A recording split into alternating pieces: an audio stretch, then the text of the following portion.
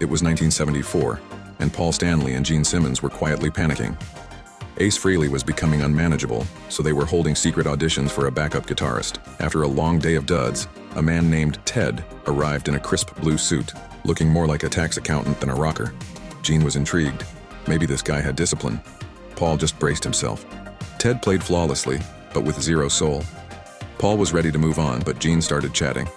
When Ted mentioned he'd voted for Nixon in '72, Gene perked up.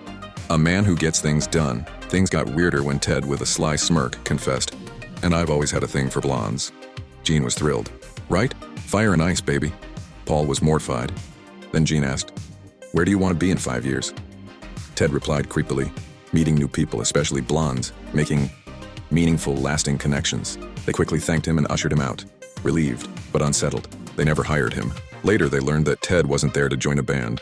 He was just passing through between his, well, grim activities. That polite, dull-seeming guy Gene bonded with over Nixon and blondes, that was Ted Bundy. Gene Simmons almost hired Ted Bundy, the ultimate cringe rock and roll near miss.